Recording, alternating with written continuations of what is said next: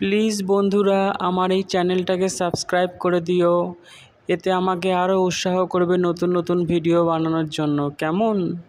অনেকদিন আগের কথা। ভানু ভূত এক সুন্দরী রাক্ষসীর প্রেমে পড়ে যায়, আর রাক্ষসীকে প্রেমের প্রস্তাব দেয়। সুন্দরী রাক্ষসীর প্রথম প্রেমের প্রস্তাব পেয়ে লজ্জায় তো ডগমগো। রাস্তার সামনে দাঁড়িয়ে আছেন কেন?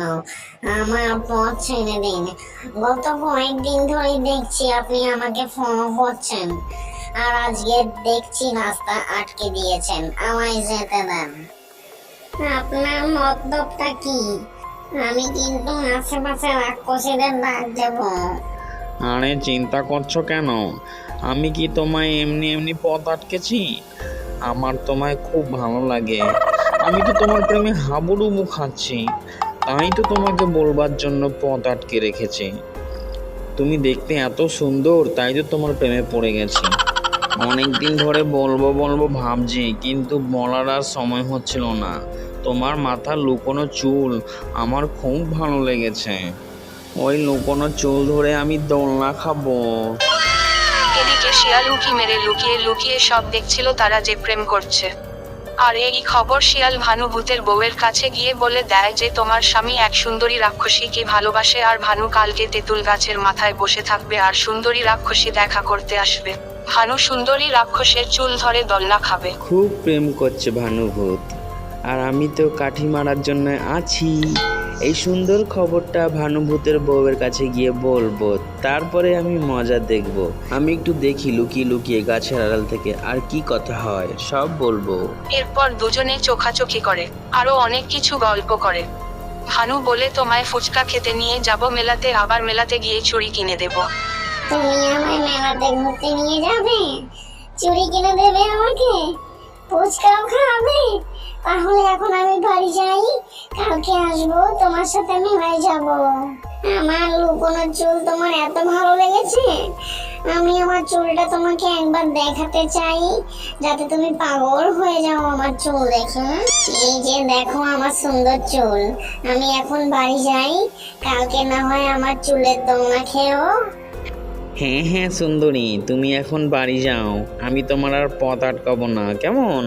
কালকে কিন্তু এসো, আমি কিন্তু তেঁতুল গাছের মাথায় বসে থাকবো তোমার জন্যে, ঘুরতে যাবো তোমার সাথে মেলাতে। এদিকে শিয়াল তাদের সব কথা লুকিয়ে লুকিয়ে শুনছিল গাছের আড়াল থেকে। আর শিয়াল বলে, মেলাতে যাবে কালকেই 12টা বাজাবো। ভানুর আরে আরে, সুন্দরী রাক্ষসী তো এদিকেই আসছে। আমি একটু ভালো মতন লুকিয়ে নিই, যাতে আমাকে দেখতে না পারে। আরে বাপ, এ তো সুন্দরী নয়, এ তো দেখতে পাচ্ছি পেতনির মতো দেখতে। ভানু আবার বলে খুব সুন্দর তুমি। আহা, কি পছন্দ!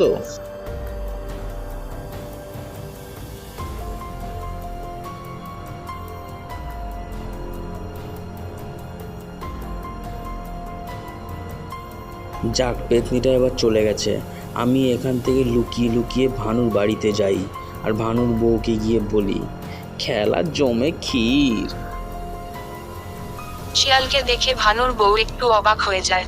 ভাবে থাকে শিয়াল তো কোনোদিন আমার কাছে আসেনি, আজকে কি খবর নিয়ে এসেছে।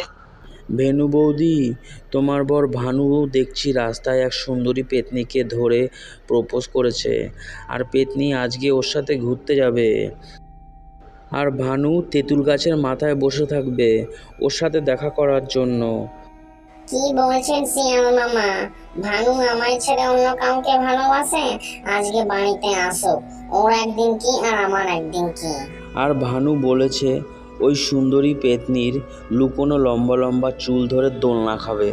আরে বাপ, লম্বা চুল তো দেখছি আপনারও আছে বৌদি।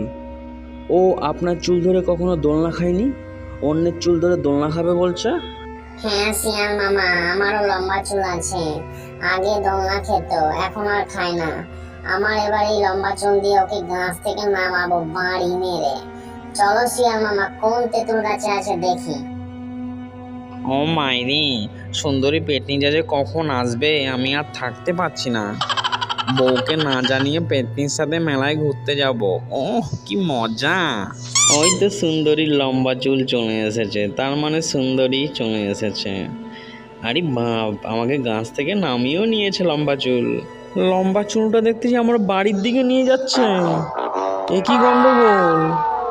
এরপর ভানুর বউ ভেনু লম্বা চুলে করে ভানুকে গাছ থেকে নামিয়ে বাড়িতে নিয়ে আসে।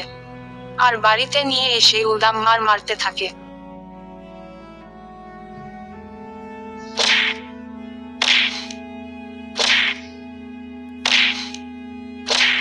এই বুড়ো বয়সে সুন্দরী পেতনিদের দেখে প্রেম করতে ইচ্ছা করে তোমার? ঘরে বউ থাকতে কেমন মার খেলে বউয়ের হাতে। মেরে দেখো, ফুলিয়ে দিয়েছি, লাল লাল হয়ে গেছে রক্তে জমে। পেতনির লম্বা চুলে তুমি দোলনা খাবে? খুব শখ দোলনা খাওয়ার তোমার। আবার মেলায় গিয়ে ফুচকা খাবো? আমার লম্বা চং দিয়ে তোমাকে দোলনা খাইয়ে দিয়েছি। ও মাইরি, তুমি জানলে কি করে আমি মেলায় গিয়ে ফুচকা খাবো সুন্দরীকে নিয়ে? তার মানে সুন্দরী তোমার বোন, ও আমার শালি, আমি ওর জামাইবাবু। কি মজা, জমে ক্ষীর।